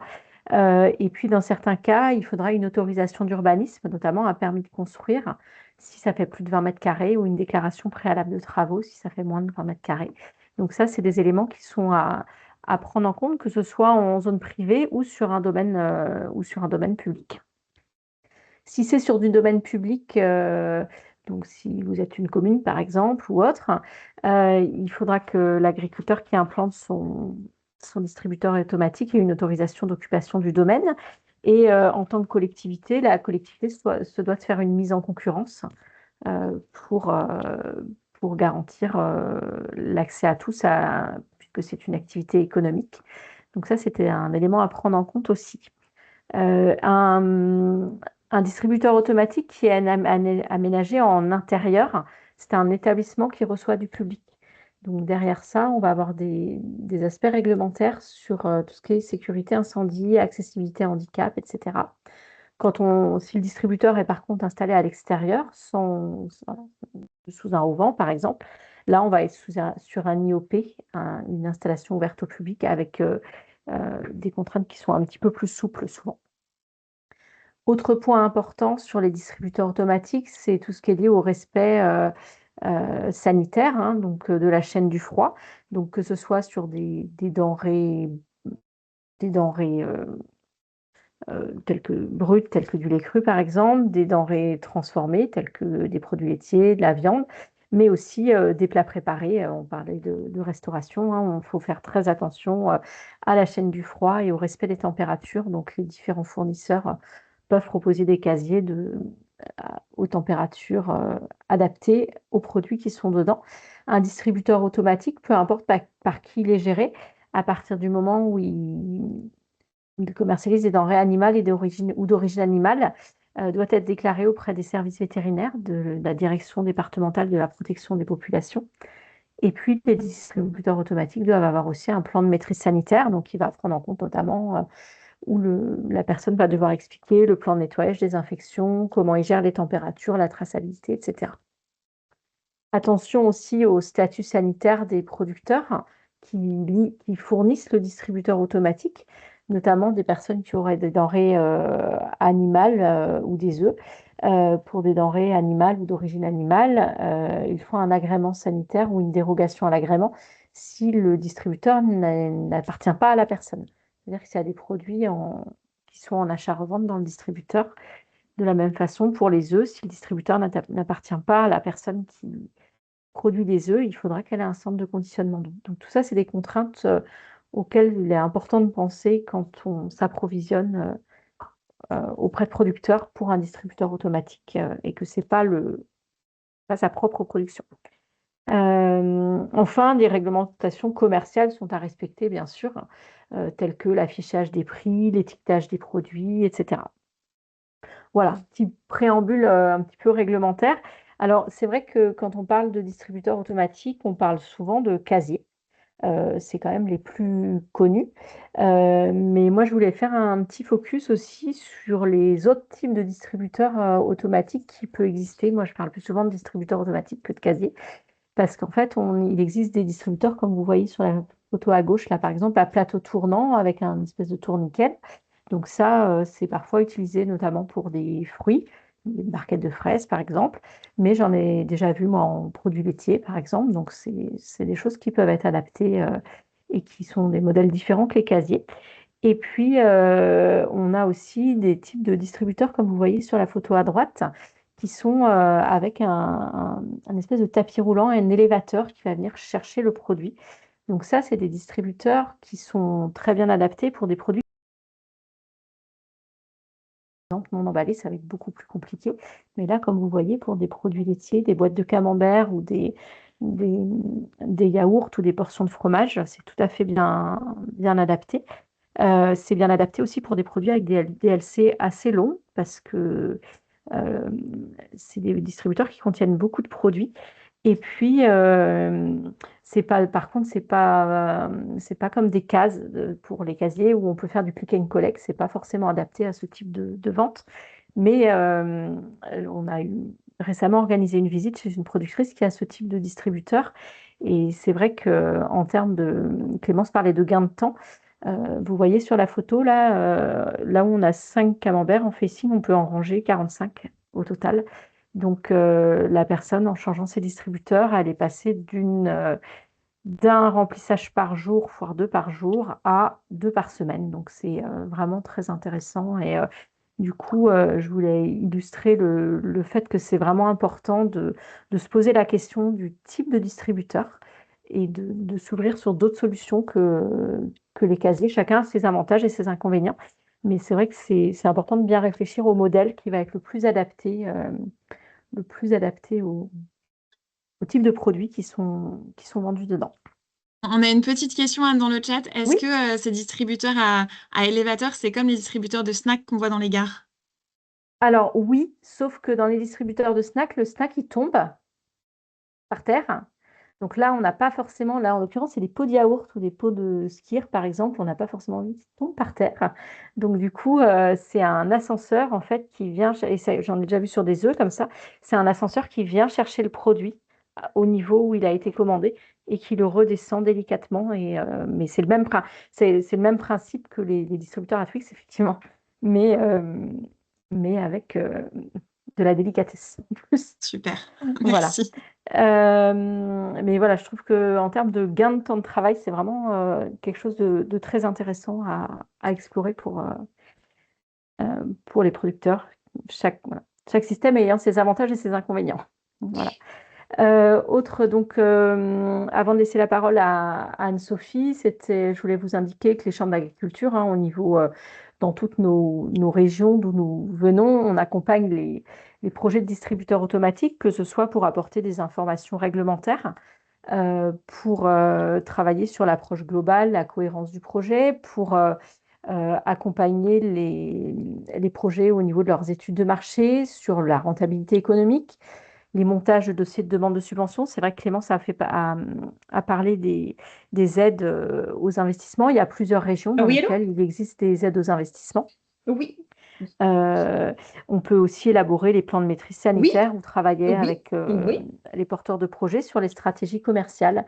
Tout ça, on peut accompagner effectivement la mise en place des distributeurs automatiques, que ce Alors, vous êtes soit agricultrice? sur des... Excusez-moi, il y a quelqu'un qui n'a pas coupé son micro.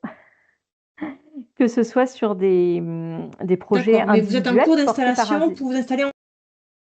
par un agriculteur ou des projets portés par des groupes, des collectifs d'agriculteurs ou autres, ou de restaurateurs, pourquoi pas, ou des projets portés par des collectivités. C'est tout à fait possible. Voilà le petit tour d'horizon que je voulais vous faire. Je vais laisser passer du coup la parole à Anne-Sophie. Simon, Anne-Sophie, tu es connectée avec nous? Oui, vous m'entendez? Oui. Parfait. Ouais, on t'entend, c'est parfait. Alors du coup, est-ce que tu peux rapidement nous présenter en quelques mots ta ferme? Donc nous, on est une ferme laitière dans la Manche, on transforme la quasi-totalité de notre lait. Donc on fait crème crue, beurre cru, fromage frais, confiture de lait, skyr, riz au lait. On a une boutique de vente à la ferme depuis 10 ans et on fait les marchés, on vend pas mal à des grossistes aussi sur Rungis. Et il y a 2 ans, un peu plus de 2 ans, on a mis un distributeur sur le site de la ferme. D'accord, merci. Alors du coup, comment, c'est possible de passer à la diapo suivante éventuellement. La ferme, elle a une particularité, hein, c'est qu'elle est située vraiment en zone très rurale, à peu près 400 mètres d'une route passante, c'est bien ça, Anne-Sophie? Et ouais. Là que c'est assez Comment passant, c'est vrai qu'on est sur une petite route. Ouais, tout à fait. Comment et pourquoi, est né le projet de distributeur automatique du coup? Alors, on a un client qui a un distributeur automatique, sur, Saint-Lô en fait et on a vu que ça fonctionnait bien et nous, on n'avait pas du tout envie d'ouvrir plus en fait, le magasin qui est à la ferme parce que ça demande beaucoup de temps et on n'ouvre pas le week-end. Nous, on a la particularité de ne pas ouvrir le magasin le week-end puisqu'on fait déjà les marchés. Donc le magasin est fermé le week-end. Donc pour pallier à ça, on voulait mettre un distributeur automatique pour que les gens puissent venir, quand ils veulent en fait. Le distributeur, il est ouvert 7 jours sur 7, 24 heures sur 24. Donc c'était vraiment pour apporter un plus pour nos clients. Et du coup, tu avais déjà testé un petit peu effectivement, donc là c'est en zone urbaine, tu parlais de Saint-Lô, donc c'est la préfecture, on a à peu près 20 000 habitants. Tu avais déjà pu tester ce fonctionnement distributeur automatique avant de mettre en place le tien? Voilà, en fait, nous, on revend à quelqu'un donc on s'occupe pas du tout du remplissage du distributeur de Saint-Lô, mais on trouvait que c'était, un bon complément à notre boutique qu'on avait déjà, à la ferme. D'accord, très bien. Et est-ce que tu peux, nous préciser un peu quel est ton type de clientèle? Est-ce que c'est plutôt des locaux? Est-ce qu'il y a des touristes? Enfin voilà, qui sont les gens qui viennent au distributeur automatique? On a un peu de tout, hein. On a, beaucoup de locaux évidemment, mais on a aussi beaucoup de gens qui ont des maisons secondaires, dans le coin ou de la famille dans le coin et ils viennent les week-ends en fait. Comme nous, on n'était pas ouverts, ça leur permet de venir, quand ils veulent. OK. C'était vraiment plus pour les gens qui sont là que le week-end. Et du coup, est-ce qu'il y a des moments où il y a le Ouais. plus de ventes? Enfin, est-ce que tu peux nous dire à quel moment les distributeurs ont le plus fonctionnent le mieux? Bah, les jours où le magasin est fermé en fait, samedi, OK. dimanche, lundi et les matins parce que nous, la boutique est ouverte que 4 après-midi par semaine. Donc les matins aussi où la boutique est fermée, ça samedi pardon, c'est là où ça fonctionne vraiment très bien. Et tu as une idée du nombre de clients qui viennent, sur le distributeur? Non, pas trop. Je pense que le week-end, j'en ai une quarantaine par jour, entre 40 et 50 par jour à peu près. OK. Pour un endroit qui est quand même assez isolé, quoi. C'est ça. Mais après, on a mis des panneaux le long de la route et puis les gens commencent à connaître, le bouche-oreille fonctionne bien non, c'est Après, pas comme mal. tu disais, vous êtes une ferme qui fonctionne depuis, de nombreuses années avec une notoriété quand même assez importante, Oui. qui fait que les gens viennent exprès pour chercher vos C'est produits, ça. quoi. Ouais, Le nom est connu. on travaille pas du tout avec, les grandes surfaces, donc si les gens veulent nos produits, en fait, ils ont pas le choix que de venir nous voir ou de venir sur le marché de Saint-Lô ou à la ferme Très donc bien. heu, Et On parlait Anne-Sophie, on a une petite question du coup de Séverine, notre première intervenante de la Chambre d'agriculture de la Drôme, dans le chat. Est-ce que ce sont uniquement vos produits dans le distributeur? alors, on a une grosse partie, en fait, on a trois armoires. On a 2 armoires réfrigérées où il y a que nos produits et une autre armoire, en fait, où on propose des paniers garnis, mais que des produits du coin et la confiture de lait. Ok, merci. Mais et essentiellement, c'est que nos produits frais, en fait. est-ce que tu as des produits qui fonctionnent plus que d'autres dans le distributeur? Ce qui fonctionne très bien, c'est nous, on est en Normandie, donc la crème, le skyr, ça fonctionne très bien aussi, ouais, tous les fromages blancs, non, nous, franchement, tout fonctionne bien. C'est un peu ça le problème, en fait. Tu vois pas de différence entre la boutique et le distributeur en termes de type d'achat? Non, non. Il Non, y a non. il y a beaucoup de commerces aux alentours par rapport au panier garni, par exemple. Est-ce que ça permet de remplacer, entre guillemets, un commerce? Eh ben oui, voilà, il y a des, enfin, nous, si on veut un panier garni, il faut aller sur Saint-Lô, donc c'est à une vingtaine de kilomètres. Donc ouais, ça permet à des gens à des gens du coin de venir et puis voilà, ils savent qu'ils trouvent des paniers garnis, peu importe l'heure. Et si on a oublié, on est invité à manger, on a oublié les fleurs, voilà, on peut passer au distributeur et puis venir chercher un panier garni. Donc on parlait voilà, de services en milieu rural. Ton distributeur, il apporte ce type de service aux consommateurs locaux, à ton avis? Est-ce qu'il apporte d'autres services et qu'est-ce qu'il apporte au territoire, du coup? Ben, il apporte du dynamisme quand même au territoire parce que Moyon, c'est aussi connu aussi par la ferme de Lille. Donc, ça mène du dynamisme et puis il y a toujours du passage, même pour la ferme, c'est quand même bien. Et tu as des points négatifs, des choses qui seraient à Peut-être améliorer? peut-être prévoir plus de casiers. Voilà, au début, on mettait un casier, un produit et en fait, on s'est rendu compte qu'on était très tributaire du distributeur, surtout le week-end. Donc maintenant, on a fait des doublons dans des cases. En fait, on met deux produits. On est un peu moins tributaire, mais c'est vrai que le week-end, on peut remplir jusqu'à 4-5 fois par jour, quoi. Ah oui, donc c'est énorme en termes de temps de travail. Voilà. Bon, après, on est plusieurs à le gérer, mais oui, moi ça va, j'habite à côté, donc j'ai que la cour à traverser, mais c'est vrai qu'il faut prendre en compte, ça, quoi. Si le distributeur est loin de l'exploitation, il faut compter le temps de charger le camion, de mettre dans le camion, d'aller à l'endroit du distributeur, de remplir le distributeur. Et donc voilà. Non, ça demande du temps quand même. On a 3 petites questions dans le chat. Alors, quelle est la tranche de prix pour le panier garni? Est-ce que vous connaissez le panier moyen du client? Et est-ce qu'il y a des sentiers de randonnée à proximité? Alors, il n'y a pas de sentier de randonnée à proximité. Vraiment, on est au milieu de nulle part. Les paniers garnis, ils vont de 30 à 50 euros. Voilà, ça dépend. On a mis 6 paniers garnis avec trois tranches de prix différents, en fait. 2 à 50, 2 à 40 et 2 à 30. Et le panier moyen, c'est une quinzaine d'euros à peu près. Ok, très bien. Merci pour ces précisions. Merci à toutes les deux pour votre intervention, votre témoignage en binôme très dynamique. Alors, on le voit bien, un distributeur automatique, ça s'improvise pas. Ça apporte des surcroîts d'activité, de chiffre d'affaires supplémentaires, mais en étant anticipé et en sachant voilà, où on va et sur quoi on s'engage. Et alors, sur cette question justement de distributeur automatique, on va revenir au mot casier. Anne, voilà. On va laisser la parole du coup à Anne-Sophie a des casiers Jean-Baptiste. aussi, hein. Et on va laisser la parole à Jean-Baptiste Delefolie, qui est directeur commercial chez le Casier Français, qui est concepteur et fabricant de distributeurs automatiques, alors qui s'appelle Casier Français, mais qui fait des distributeurs automatiques en France et à l'international, et qui va nous présenter les solutions proposées par le Casier Français. Allez-y, Jean-Baptiste. C'est bien ça, merci Gabriel. Bonjour à tous et merci à Clémence, Anne et Anne-Sophie d'avoir déjà fait un focus relativement complet sur le sujet de la distribution automatique, notamment au casier, mais pas que. Donc pour les producteurs et les exploitants.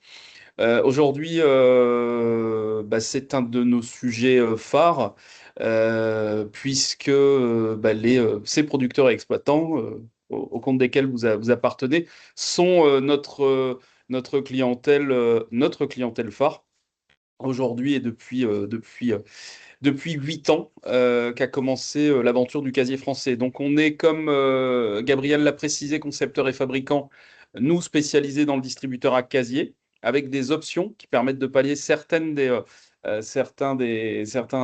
problématiques, certains des enjeux soulevés notamment par Anne dans sa présentation. Basé dans le Nord, à Templemar depuis toujours, ça c'est une volonté forte. Nos produits, nos services, toute la partie informatique, développement informatique, toute la partie mise au point est faite chez nous en interne. Je ne l'ai pas noté dans cette première slide, mais on est aujourd'hui une quarantaine de salariés au sein du Casier Français. Et on est labellisé donc par ces intentions louables qui sont les nôtres de mettre en avant le savoir-faire local et industriel qui est le nôtre. On est labellisé Origine France Garantie depuis 2020. Nos solutions, elles sont simples, modulables, connectées, innovantes. C'est des termes forts, mais qui reflètent réellement l'expérience telle qu'on l'a envisagée, telle qu'on l'a créée, telle qu'on la développe encore, à la fois pour l'exploitant et pour le client utilisateur qui vient devant le casier chercher sa commande ou bien tout simplement faire un achat en découvrant le contenu des casiers. Et voilà, cette bonne volonté, ces bonnes volontés qui sont les nôtres nous ont permis de devenir un des leaders incontestables aujourd'hui en France sur le marché du casier, on a fait plus de 700 installations à date en France, métropole, outre-mer également. On a des machines qui ont traversé alors déjà, la Méditerranée pour être installée en Corse, notamment pour la communauté d'agglomération du pays ajaccien. Je les cite en exemple, puisque ils ont créé une machine dont le remplissage est fait par des producteurs corses. On est aussi allé chez nos voisins belges, évidemment, en étant lillois, en étant ch'ti, c'était un marché qui s'offrait à nous géographiquement de plein droit. Et on a aussi ouvert depuis 18 mois maintenant le Canada, le marché du Canada, notamment au Québec, qui a cherché une solution qu'ils n'ont pas trouvée à date chez eux. Et donc, nos solutions, labellisées Origine France Garantie, certes, s'exportent. Voilà pour une présentation que je vais faire la plus concise. Je ne vais pas abuser du temps de chacun. Et encore une fois, il y a pas mal de sujets qui ont été vus avec mes prédécesseurs dans cette présentation. On peut passer, Alors, Gabriel. Jean-Baptiste, Oui. intégralement fabriqué en France ou pas? Petite question dans le chat. Oui, alors, non seulement intégralement fabriqué, assemblé, programmé, installé par nos soins, entretenu, dépanné si besoin, mais on vient même, et c'est une information récente, de racheter une tôlerie qui est basée dans l'Aisne, à côté de Saint-Quentin, à Aulnon. Et avant, on partait vraiment du dessin technique qu'on envoyait à des tôliers français. Aujourd'hui, on va découper, plier, peindre la tôle qui constitue même les armoires en elles-mêmes. Donc, on était déjà à 93% de Made in France selon la grille de calcul du label Origine France Garantie. On va encore monter d'un cran en maîtrisant cette partie tôlerie de fond en comble de A à Z. Donc oui, on est sur un produit qui n'a pas de label Origine France que le nom. On est vraiment sur quelque chose qui est intrinsèque. Et la meilleure preuve en est, c'est qu'à tous ceux que je peux croiser sur salon ou sur le terrain, notre usine est ouverte et on accueille tous ceux qui s'y intéresseront bien volontiers. Voilà. Donc, Super, j'ai fait un petit focus partant sur le sujet de ce webinaire sur les différents enjeux qui peuvent sortir. Ça, c'est des choses que j'ai synthétisées de discussions avec des producteurs, avec des éleveurs, avec des gens qui sont en projet, qui ont fait aboutir leur projet et sont ressortis ces différents points. Alors, l'aspect touristique, évidemment, qui était un peu au cœur du webinaire du jour, mais pas que. Donc, on se rend compte dans les enjeux qui sont ceux soulevés par des gens en projet aujourd'hui, de valoriser leur production locale en circuit court, et ben sortent ces différents thèmes. Euh, le casier va permettre d'aller capter une clientèle qui n'est pas nécessairement disponible aux horaires d'ouverture d'un magasin classique. Les magasins gérés par le producteur ou par même des producteurs ne sont pas ouverts 24/24/7/7. On l'a entendu avec Anne-Sophie, son point de vente automatique peut être ouvert 24 heures sur 24 et peut donc aller chercher des flux de clientèle qui ne peuvent pas être présents, et c'est légitime, en horaire décalé, de par leurs horaires de travail décalés, qui ne peuvent pas être présents au magasin. Ils vont quand même avoir droit à ces produits, à ces bons produits locaux et en circuit court. On va avoir la possibilité par l'outil qu'est le casier de mettre en avant ce savoir-faire des circuits courts On va pouvoir vendre en direct, je l'ai déjà dit aussi, hein, éviter l'écueil de plus en plus problématique des logiques d'achat par les centrales et de négociation de prix, enfin, de tarifs d'achat qui deviennent de plus en plus complexes avec une maîtrise sur la vente de A à Z. C'est son propre outil, son propre labo, je transforme, je vends et je récupère le produit de mon travail de manière plus efficace, à tarif plus juste que dans des tarifs négociés auprès des centrales d'achat. Ça, ce sont des choses qu'on entend quotidiennement. Le sujet de la tenue du magasin en lui-même, le sujet voilà, qui oblige à être de piqué, si j'ose dire, de corvée, de tenue d'un comptoir. Avec le casier, on va optimiser ça évidemment de manière naturelle. Je viens piloter mes rechargements selon les habitudes d'achat de ma clientèle que je peux suivre avec les outils, hein. La plupart des solutions, nous en premier, on dispose, on a équipé notre machine d'un suivre les courbes de vente, d'avoir un état en temps réel des stocks de la machine, d'avoir les habitudes d'achat, d'avoir les horaires d'achat, d'avoir les pics de fréquentation. Tout ça va faire qu'on va pouvoir piloter au plus juste les temps de réassort, les temps de nettoyage, les temps d'entretien. Je vais aussi pouvoir, en fonction de la place dont je dispose, adapter la machine autant que de la place, autant que du volume des produits que je vais avoir à vendre. Je vais pouvoir piocher dans une gamme qu'on verra sur la diapo d'après, une taille de casier différente. C'est encore sur celle d'après, pardon, Gabriel.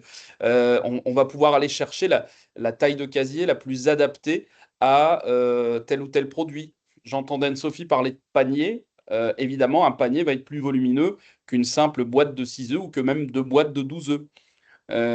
Tout ça va faire on peut revenir peut-être, Gabriel, à cette deux slides en arrière, à ces différents thèmes qui sortent donc des enjeux de l'installation de nos solutions et de celles de nos confrères. Voilà, je ne relis pas évidemment chaque ligne une à une, ça n'aurait aucun intérêt, j'essaye de synthétiser. Je parlais de synergie aussi avec les circuits agri-touristiques. Je revenais à l'initiative de Valentin qui nous disait avoir trouvé cette solution de résidence de chef et voire même demain de résidence d'artiste sur son exploitation. Il faut bien se dire que le distributeur en lui-même va être aussi peut-être une brique à ajouter à une solution d'hébergement qui va exister aujourd'hui sur un site agricole.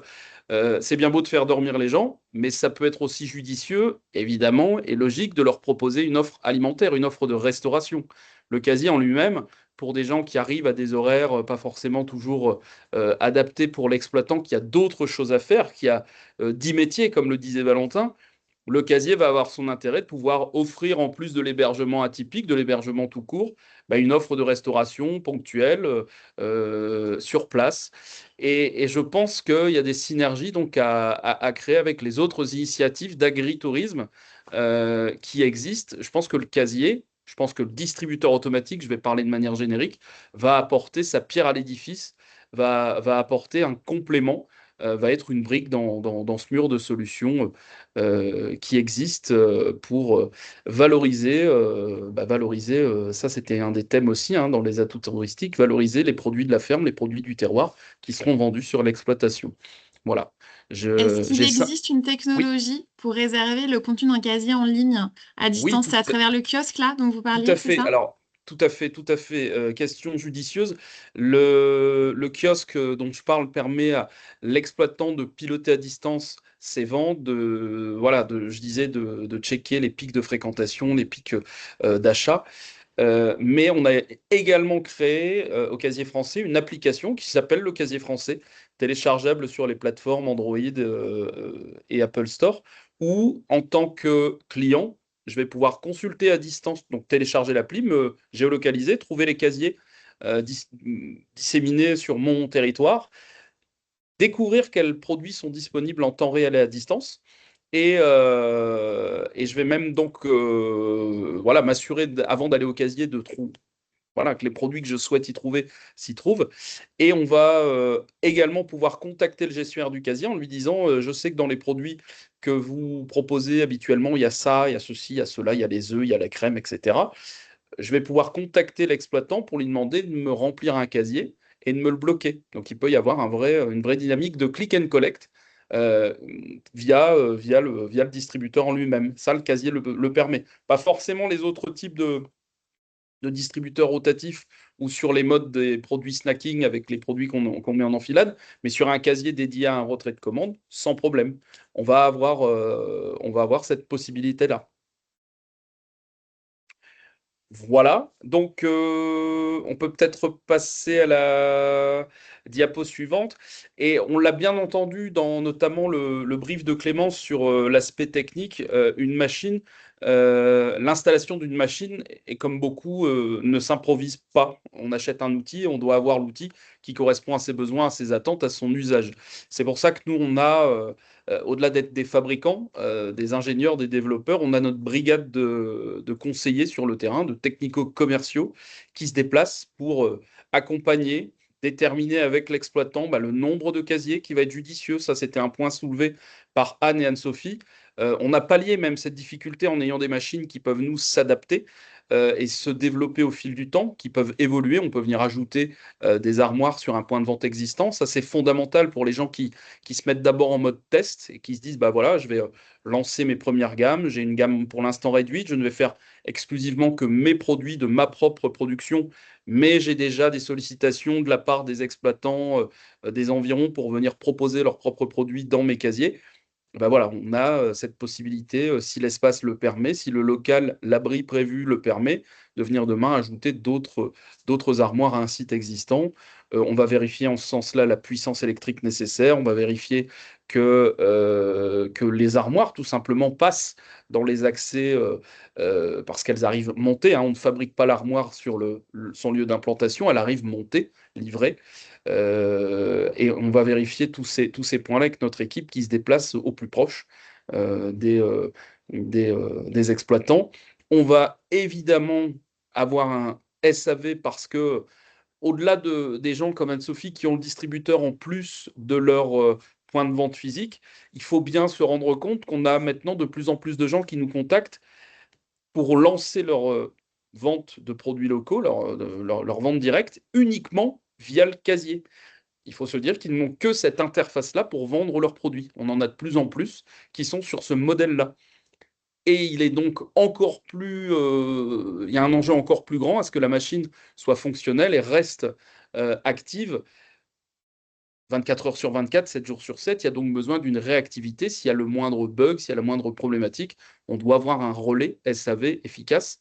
Ce qu'on a, nous, ce qu'on revendique avoir, puisqu'on a un service dédié, une hotline téléphonique, une adresse mail et des techniciens qui tournent dans toute la France pour à la fois faire les installations, mais venir vérifier, entretenir de manière préventive, voire réparer en cas de machine qui aurait subi une avarie, quelle qu'elle soit. Ça, c'est fondamental.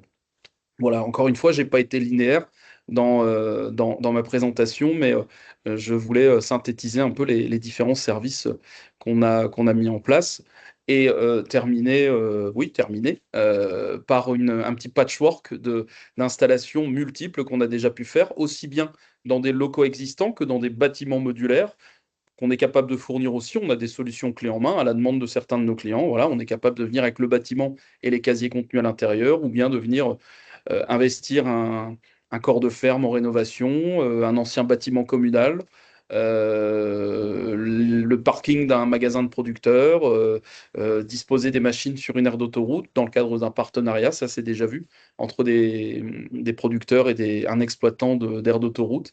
Enfin voilà, vous avez vraiment une présentation plutôt vaste de diverses applications de nos machines.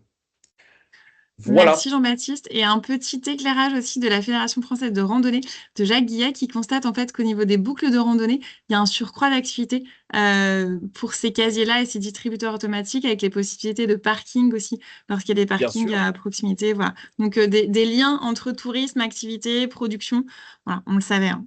Aire de Mais covoiturage, aire de camping-car, camping à la ferme, il est évident que sur ces axes de passage, ce genre d'outil va avoir un intérêt encore décuplé.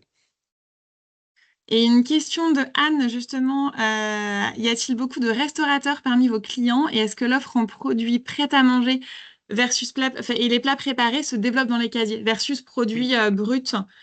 Tout à fait. Et je dirais même que cette offre de produits prêts à consommer a même gagné en puissance et en ampleur chez les producteurs et maraîchers eux-mêmes qui se sont rendus compte que, certes, vendre leurs produits bruts, que sont les fruits et les légumes, c'est intéressant, mais qui ont remarqué que les volumes de vente sur des produits prêts à consommer, comme les yaourts, comme le plat traiteur, comme les salades déjà composées, avait vraiment le goût des clients qui, justement, sur une zone de tourisme, de randonnée, ont fait un arrêt. C'est pas pour se mettre à faire la popote sur site, c'est pour consommer dans sa pause cyclo ou pédestre et puis de repartir. Donc oui, on voit dans les courbes de vente, les machines gardent en mémoire, on a des serveurs dédiés tout l'historique des ventes, ne serait-ce que sur le respect de la norme HACCP, pour montrer patte blanche auprès des divisions départementales de la santé. Tout l'historique qui se produit sur une machine est gardé en mémoire. On voit, on peut recouper ça et se rendre compte que ce sont ces produits-là qui ont pris le pas sur les produits bruts aujourd'hui. Il y a toujours de la vente de produits bruts, de légumes, de fruits, de paniers prêts pour faire un pot-au-feu ou une ratatouille, mais le prêt à consommer a vraiment le vent en poupe aujourd'hui. Parfait. Merci beaucoup Jean-Baptiste pour ces éclairages et cette présentation de la Volontiers. gamme du casier français. Merci à tous. On a un petit peu, on a été un peu plus long que prévu, mais les interventions étaient tellement passionnantes et immersives que voilà, ça valait la peine de déborder un petit peu. Quelques petits mots rapides en conclusion. Moi, j'en retiens 5 mots-clés en fait de toutes vos interventions très riches. Je retiens immersion au cœur d'exploitation agricole. Je retiens expérience insolite à vivre et à raconter avec des lieux d'exception. Authenticité également des produits, durabilité évidemment. Je retiens mise en tourisme de ces nouvelles offres, comment faire du lien entre les productions et les attentes des clientèles aussi. Et puis, en dernier mot-clé, innovation, qui permet de réinventer cette offre de restauration traditionnelle. Et on voit bien, pour nous, l'avenir de la restauration rurale, c'est un équilibre à trouver entre authenticité qui est visible, avec les produits, le terroir, la rencontre, et puis de la technologie qui est plus invisible, toute cette chaîne de logistique, de réservation, mais tout cet équilibre qui va permettre de rendre l'expérience client un peu différente aujourd'hui. Et puis, du coup, pour conclure, le pôle campagne d'Atout France, avec sa présidente Sophie Ollier-Domas et ses équipes, et en lien avec le réseau des chambres d'agriculture France, se positionne aujourd'hui comme un interlocuteur que vous pouvez solliciter pour vous aider, territoire, à créer des itinéraires gourmands, pour vous accompagner en tant que porteur de projet, en lien avec tous les réseaux des chambres d'agriculture qui a été représenté aujourd'hui. Et puis, pour assurer la promotion de ces nouvelles expériences, hein, c'est notre cœur de métier aussi à Atout France, assurer la promotion en France et à l'international auprès des clientèles variées du tourisme à la campagne. Les supports de présentation seront transmis bien évidemment, tout ce qui a été projeté aujourd'hui. Le replay vous sera transmis aussi. On a un petit peu de manipulation à faire sur l'enregistrement, mais d'ici les prochains jours, tout ça vous sera bien évidemment transmis. On aura une petite synthèse flash aussi qui vous sera également transmise. Merci à tous. Un très bon après-midi, une fin d'après-midi à tout le monde. Et puis au plaisir de vous retrouver dans le cadre de prochains webinaires du pôle campagne et puis également des pôles littoraux et villes que nous animons aussi. Vive l'agritourisme et puis et à bientôt. Merci beaucoup à tous.